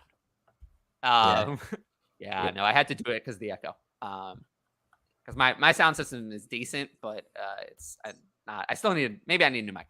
What do we think of the overall landscape of quarterback position? It seems like these Jackson, Carr, Daniel Jones issues wouldn't have been a thing 5 years ago. I agree with that. I think teams are more likely to adjust their quarterback position. Like there was a period of time where not so long ago, Tennessee stuck with Marcus Mariota for 4 years and into year 5. Miami stuck with Ryan Tannehill, which is funny to mention him in the same sentence as Marcus Mariota, for like 7 years. Like teams don't do that anymore. They're more likely to cycle through their quarterbacks than in the past. The quarterbacks are starting to make impacts early. You see it with Joe Burrow, Justin Herbert. You see it with these guys early making impacts right away, and teams are seeing that and like, yo, you better start making an impact or you're going to move on. I would generally say that unless you're horrible, like most rookie quarterbacks who are drafted in the first round get 2 years to start. But if you haven't shown an improvement by the end of year 2, you don't necessarily even get a year 3. No. Depends on the situation. Like, it depends on the situation and how easy it is for the team to replace you, just how bad you were. But like someone like Zach Wilson, we're at the end of year 2, and it's not if they're going to replace Zach Wilson. Zach Wilson will not be their starter. Like it'll be anyone else. Like they're looking into literally every other option other than him. So might be a great cheerleader. Yeah. No, I think the Jets need to send Zach Wilson out of town, to be honest. Yeah, they need to get him out. He needs to be done. Yeah, they need to cut him. If I were the Jets, I would sign Derek Carr, re-sign Mike White as the backup, and ship Zach Wilson out. That's what I would do. I think that's what they would like to do. I think that's what to some extent. Because I don't think you can keep Zach Wilson around as QB3. I mean, that's silly. No. The other guy outperformed Wilson though. Someone came in for Zach Wilson. What was his name? Josh Johnson came in at some point. Oh no, there's another one. Streveler. Oh, Chris Yeah, Streveler. Yeah. Streveler. CFL journeyman. Bro. He was like, right, let's crazy. He was going so Gabber's a good team weight. Carson Wentz is not going to the Bucks. I think Howell is going to be their starter week 1. Yeah, Howell could be the starter. They'll have some other option. I mean, it could be Taylor Heineke. It could be Mike White if they are interested in Mike White. It could be someone like Baker Mayfield or Gardner Minshew. They'll have other options. I think our next comment, like actual questions, already pretty far this down. Is all, Justin that's Tech. very true. Kyron Williams is bad. All right. I think this is the next comment. Oh. Okay. So I think what this is referring to isn't Tyler's RB25 a lot lower scoring? No. What he means to ask, I believe, is do I not rank the RB25 lower overall in ADP than the average RB25? Yes. For me, it's not He's RB20. RB25 is already in this part of the range where it starts to shift back for me, where I start to like running backs more again. The range where I really dislike running backs is like 7 to 20. Like I said, I had DeAndre Swift at RB13, but he's like similar to the ranking, but I have him like 2 rounds lower in overall value. Yeah. So That's it's a good really range. that teens range that I just hate those guys. 25, you already, because as you get to later in drafts, I actually like running backs because they're the ones that give you sell opportunities. And then I actually like them again. Like my RB50 is probably higher in the rankings than the RB50 and ADP. So it flips back. But it's that middling to mid-high running backs that I tend to despise. And yeah. Burrow, Diggs, and Kamara, or Dak, Waddle, and Javante? Oh, Well, 1 QB. Oh, 1 QB. 1 QB makes it a lot more interesting. I think I'm just going to stick with Waddle. Waddle is by far. I would as well. He is the best. He is definitely the best piece of this trade. You still have some hope with Javante if he can eventually come back from the injury. And Dak Prescott, in a 1 quarterback, he's serviceable as a quarterback 1. So Yeah. and we know Kamara's washed. Diggs doesn't have too much time left. So I would take Waddle, definitely. Waddle. Yeah. Mm-hmm. Mic drop. We talked about this for Cup and the 107 earlier. But Yeah, we did. We had a big discussion. We actually have to talk about Cup multiple times. I would look for rookie picks is the best option there. Would you prefer the flexibility of 104 and 105? Oh, 4 and 5. All right. Well, I'd rather have 4 and 5. Yeah, Then, 4 and yeah. 5. Definitely. Or So- what if because they're then you're saying You're probably getting what if Jameer they're Gibbs and saying one JSN. of them though? They're saying Yeah. you're flexible if you have both back to back, but if you trade one of them for London, then you don't have, I think I'd rather just hold the pick and wait for it I to would appreciate as- in value. I think you can get a better offer during the draft than London. Yeah, most definitely. You'll get better But right offer now than I have London valued in between the 104 and 105, so it's the right value range. Yeah, If I had think the that's pick, fair. I think you can get more. Yep, I agree. Burks in 202 or 105. For me, I want this this is dependent on if it's super flex or not. That does make it harder for me, but I want Burks. on 1 QB. I want Burks for sure. In Superflex, I think I still want Burks because this is going to be This would be a class where the 202 is valuable. It's Like this about- classic, there's a big tier after like the like first would 5 I or 6 guys. would I pay the big tier. 202 to get from Burks to JSN? Maybe, probably not. It's a lot to add. The 202 in this class is going to be strong. It's a deep class. It is. Yeah, that's what So- I just mentioned. Yeah. I'd lean the It is a Burks strong side. class. In 1 QB, it's easy. The Burks side. Yes. Super flex In, makes it tougher. in Superflex, it's tough. Yep. Okay. CD or Bijan? And the person was saying 104 or 105 with Yeah, London, yeah. But we are kind of Yeah, I figured that. CD or Bijan? Oh man, I want CD, Yeah. but it's very close. Almost So close. For me, like in my rankings, I have Jefferson and Chase ahead of Bijan and everyone else behind. And CD Lamb, I basically have equal. Right now, I'm Yeah, leaning towards CD Lamb, but it's close. It is very close. But yeah, in 1 QB, I either have Bijan 3rd or 4th overall. Yeah, Him that's and fair. CD Lamb are competing for that spot. So Yeah. it's dead on even. sounds right. Okay.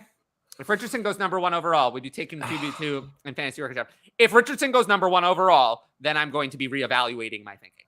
Because if he goes number 1 overall, then I'm not sure he shouldn't be QB1. If he goes number 1 overall in the NFL draft, then clearly the NFL disagrees with my assessment. And I'm fine with him being QB1 then. I mean, Yep, you I would see a do lot of stuff about how like most or a lot of people view him as the most, like intriguing and juicy and like potential, but like right now and then like so far what he's shown like it's not that he's really ready to step into that, but it's hard to put so much into draft capital, like so much stock into it, but like if he goes It's not hard number at all. 1, I don't think it's well. Yeah, no, I mean gotta take it. not when he goes number 1 overall all of a sudden when It's very simple to me. The NFL is going to tell me exactly, like my opinion on Anthony Richardson is set in stone. I think he's bad, but I trust that if the NFL takes him number 1 overall, I will trust that I'm not right and that he's good. And then I'll take him as QB1. Yeah, honestly, So- I don't think I could. I don't think I would agree less.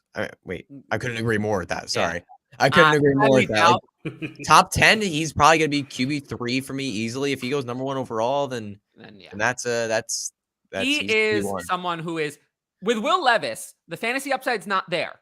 There's no crazy it's rushing not. upside with him. So I'm willing with Will Levis. I'm willing to be wrong. I'm willing to just be wrong and say I don't want Will Levis and let someone else Yep. take him. I'm willing to just Colts accept 101. that I can make a mistake. But with Anthony Richardson, the fantasy upside is so there that if the NFL is in, I have no choice but to be in, despite the fact that I don't think he's a good prospect Yep. at all. And because remember, fantasy football and real life football are not the same thing. So if you can chase someone who can be a high-end fantasy asset, you do it. If the NFL is with you, if the NFL is not with you, then you don't chase them. Okay, Tim Tebow of the CFL, Strebler, Kyler and Chase or Burrow and Boyd. Kyler and Chase in a super fun. Or in one QB as well. Yeah, that's Chase so easily. Yeah, I love Kyler. Burrow, but It's not Chase that fun. is so good. And I mean, I even don't like Kyler in Dynasty. I'm selling him in Dynasty if I can. And I but still this want that trade. is obscene. That's crazy. No, that's Like, insane. Yeah, This is absolutely wild.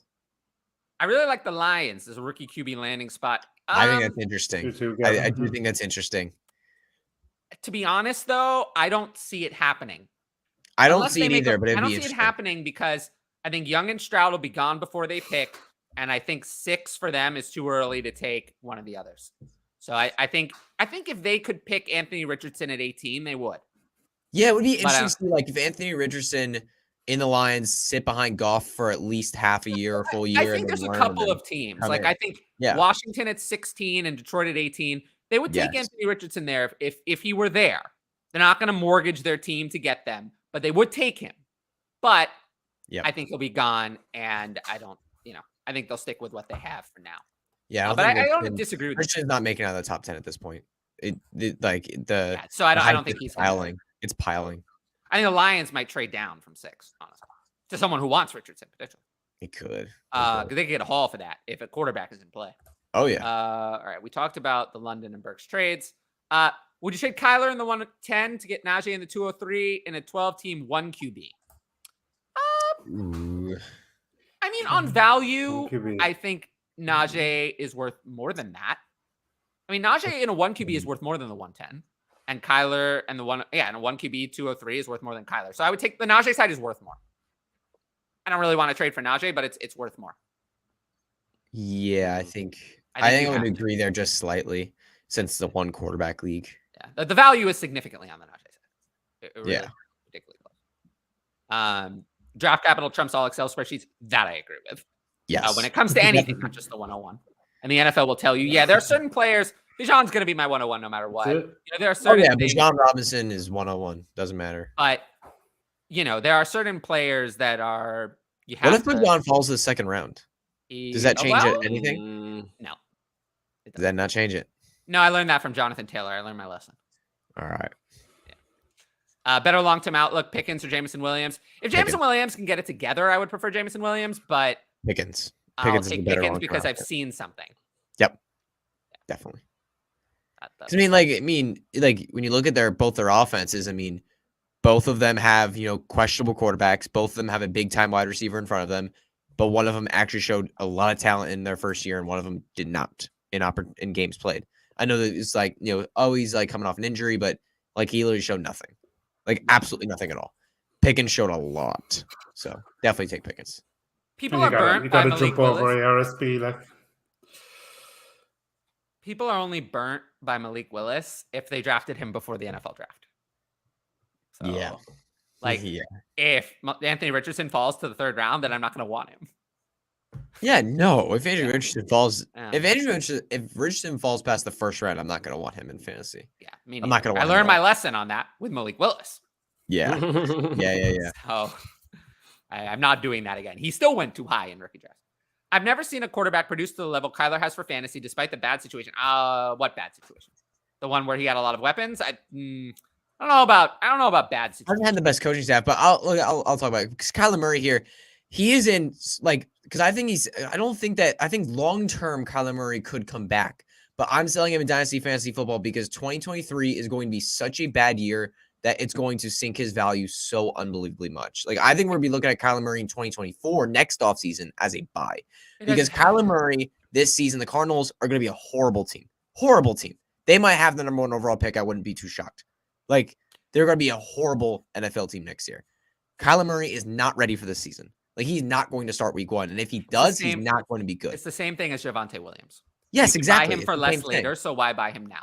Exactly. That's exactly the point. That's exactly it. It's just that simple. It really is. You can sell, and you can still sell Kyler for a lot right now in a super flex league. You can still do it. People are buying on Kyler. I would want to sell Kyler, and I don't want to buy him because you're buying into a bad season. All right.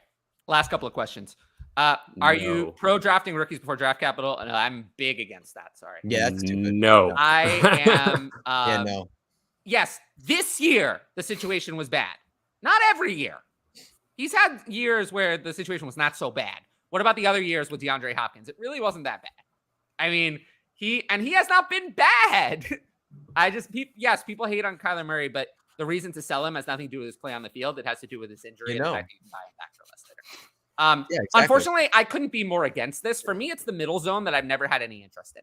If you want to have these guys in advance, play in a Devy league.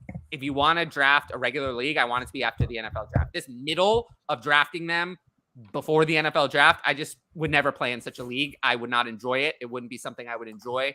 For me, it just isn't it's not for me. And as a content creator, it's not something that really benefits me and my skill set. So unfortunately, just more selfishly, I just have no interest in this format. Yeah, I kind of agree. And it's also like, I feel like, it is kind of fun though. Like, let's say you draft before and then you're watching the NFL draft to see where your prospect goes. Like the guys that you draft in your rookie draft, see where they go. That is kind of, I could see that. I see the appeal. I could see that being kind of fun. But like we were talking about earlier with Malik Willis, like he was hyped up. Like this guy's gonna be drafted in the first round. These other quarterbacks, as Ritter, these guys could be drafted in the first round. And then you pick them in like the first round of your dynasty startup in a super flex league. And then all of a sudden, they get drafted in the 3rd and the 4th round, and you're killed because you didn't have that information beforehand. I think that's unfair. So I would want, I agree. I don't think that's I would not run my leagues that way. Yeah. And I would not want to play in a league that runs that way. Yeah. I mean, yes, Joe Mixon will still get a starting job elsewhere. Yes, 100%. But it's not going to be as good as where it is now. We talked about this. And it's really just about the value with Kyler Murray. And then, it's a big risk reward. I just don't enjoy it. It's an enjoyment thing. But anyway, I appreciate everyone who asked questions. The chat got really lively as we went on the show. It did. Anyone have anything to plug? No, I mean, me and Tyler have an episode of my podcast coming out tomorrow. So check that out. Yeah. Eric, you got anything to plug that you want to plug? Sign up for DLF using the underdog code before it runs out. Yeah. Oh, that's true. What is there? Like get me paid, get you paid, get you all paid. Maybe not corner. Yeah. But I appreciate that. You definitely should check out DLF and remember that if you're looking at tweets from the @DL Football account, some of those are coming from Eric. So, and the others are coming from the other Eric. So it's an Eric duo there. AG is my burner account. Wow. Okay. All right. Well, I appreciate everyone for watching. I will see you all tomorrow at 7:30 p.m. Eastern. I have doing like a little rookie preview. Right. So that'll be fun. And then, I have the Patreon show that I did of Patreon questions is up on the channel. So you look at the homepage, you can see that. And other than that, I will see you all next time. Peace.